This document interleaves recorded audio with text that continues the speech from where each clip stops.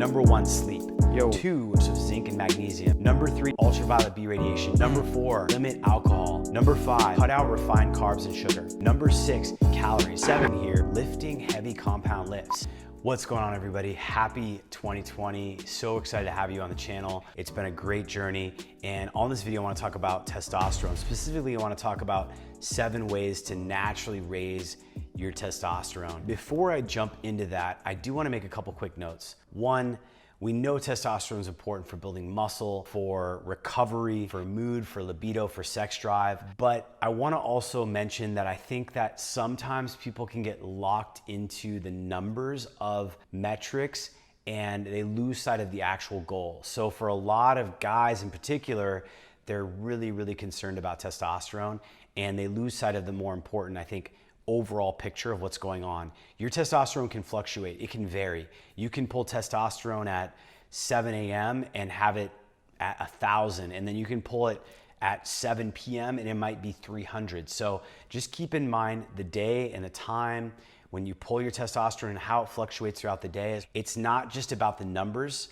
it's really about how do you feel, what kind of effects do you have, and what sort of things do you think are going on. Cool, with that out of the way, let's get right into the points. Number 1, sleep. We know for a fact that sleep is really probably the biggest mover in terms of building and producing your body's testosterone. So if you want to actually get robust levels of testosterone and you don't get good sleep, this is the first place I would go. Think about your sleep and the quality of your sleep, and probably more specifically your deep sleep, which happens at the early stages of your sleep. If you stay up late, it's later than normal, and you have that social jet lag in the weekends, your testosterone is going to plummet because you're skipping the window of time when your body is optimized to go into the deepest sleep stages, which happen early in the night. For me as a lion chronotype, I typically go to bed about 8:39 p.m. when I'm kind of in my work mode, and if I don't do that, my deep sleep directly gets negatively impacted. If I get to bed at 8:30, my deep sleep is phenomenal. And what I find too is that you want to optimize your environment, lower the temperature in your room. Ancestrally, we slept in environments where the temperature of the environment went down throughout the night. And you want to think about that as a trigger for you to get into sleep and stay sleeping well into deepness. And also light is a big factor. So think about limiting, getting some blue blockers. I use Raw Optics. You can use other brands as well to eliminate artificial blue light that is sort of this new concept of the last 150 years that affects your melatonin production, affects your ability to go deep into sleep. I write about this in a sleep guide I'm writing this month, probably will be out later in January or in February. If you wanna learn more about that, sign up for our link in our newsletter. We have a link down below, but the main point I wanna mention here is sleep is king. Get good sleep. Most adults need between 7 and 8 to 9 hours of sleep.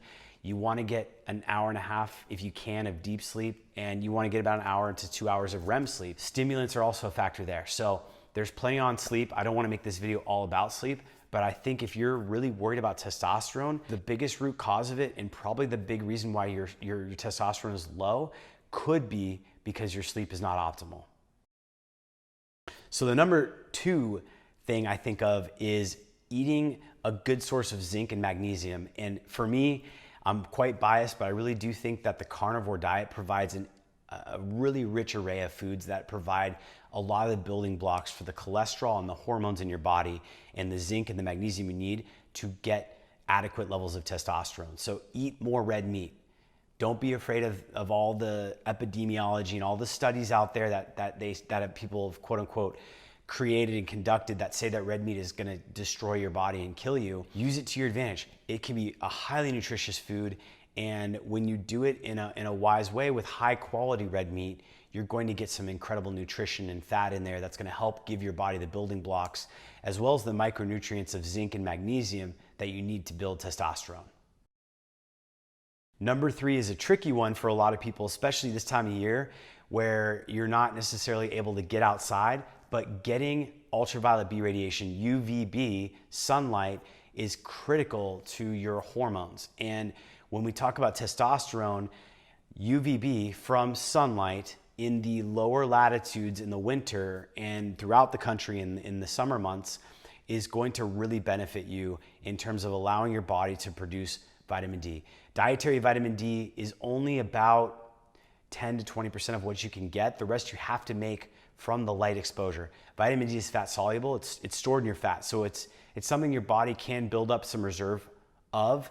But at the same time, I recommend people who live north who don't get UVB exposure that they look at maybe a tanning bed and getting some actual light from those devices. Vitamin D is not just a vitamin, it's actually a prohormone. It means that it operates almost like a leader in the hormones in the body.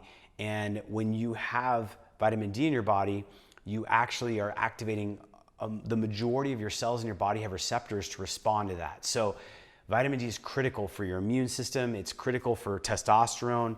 It's a big player in that. You can get some from foods, but the majority you're going to get from light exposure. Number 4, limit alcohol. I know that this is a great indulgence for a lot of people. I used to be a big fan of red wine and things like that, but alcohol is pretty destructive when it comes to your hormones. And it's one of the worst things you can consume if you're looking to optimize your testosterone. So consider getting rid of it. It disrupts sleep. It's toxic to your body. It's high in histamines, which are causes a whole nother slew of issues with histamine intolerance. There's not a lot of positive things. I will say it can be a lot of fun and it can create some great social bonding, but do it in very moderate amounts. And if you're dealing with testosterone issues, eliminate alcohol. Number 5, cut out refined carbs and sugar. When you elevate insulin levels and you have prolonged elevated insulin levels, testosterone goes down. People who switch to like a ketogenic lifestyle diet or a carnivore diet that's ketogenic see improvements in testosterone. You can look at my labs and see a direct correlation. I went from about a pretty solid 650 range of testosterone to consistently being between 700 and 900. So the numbers speak for themselves. When you can eat a diet where you reduce the amount of insulin spiking and your blood sugar is more normalized and you're not dealing with elevated levels of sugar in these sort of refined foods that are processed with high glycemic indexes, you're going to have a much more robust level of testosterone.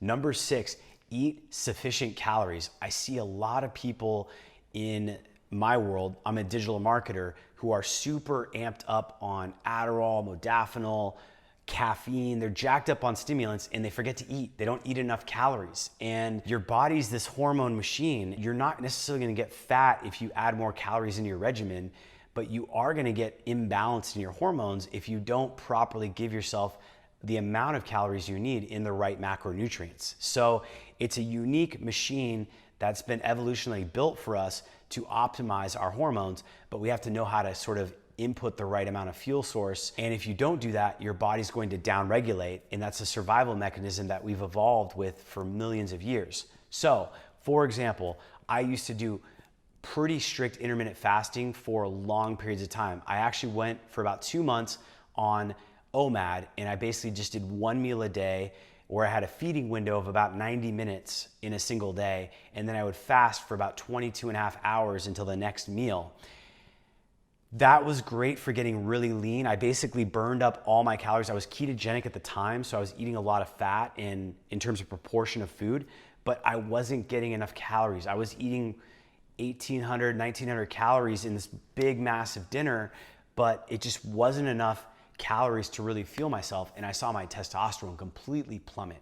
And it makes sense. Testosterone is an anabolic building hormone that is designed to sort of wake us up and allow ourselves to build up and devour nutrients and sort of create building blocks for muscle and reproduction. But when our body is not receiving adequate nutrients and adequate calories, it's going to downregulate that hormone. We see this with thyroid, we see this with testosterone. So this could be a thing that's going on with you. So look into that and see if it's one of the variables that you might be able to tweak.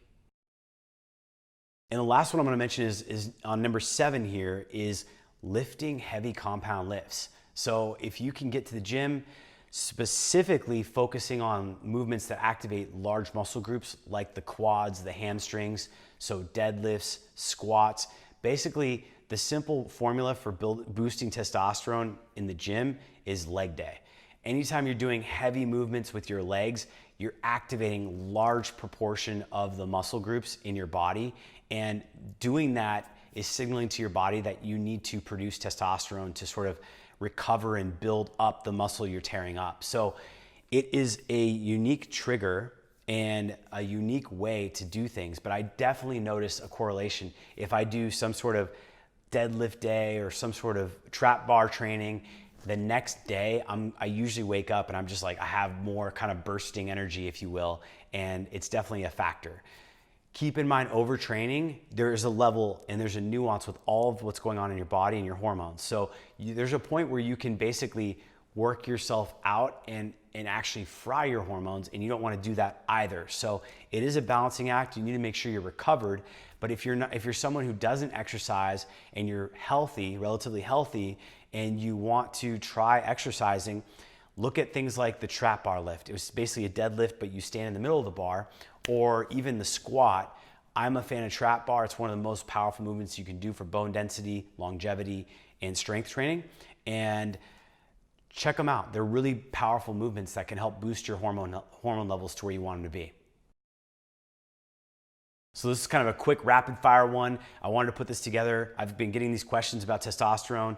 Again, I think always be careful with your hormones. They're really powerful and they make a big difference in your body composition, how you feel, how you operate. So that's one of the reasons why I really like things like ketogenic carnivore diets.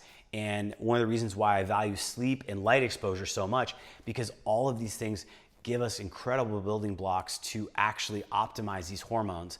And when we're talking about testosterone, it's one of those things that I think exogenously, if you're starting injecting, kind of like if you were taking melatonin orally, you shouldn't have to. You really should be able to build robust amounts of testosterone. It might take more work than taking an injection from a doctor, but I think long term, you're gonna be grateful that you went through the process of actually learning how to sort of naturally optimize your levels rather than short circuit these cheat codes, which ultimately could throw your body out of balance and maybe give your body weird signals that it's not used to. Because if it's down regulating testosterone and you're now pumping in testosterone synthetically, but you're not changing the reasons why the body's down regulating testosterone, you could be throwing other things out of whack. So with that piece of advice and wisdom, I depart on this video.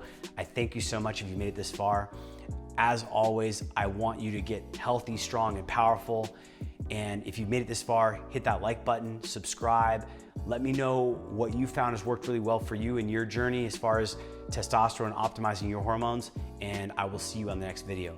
Thanks a lot.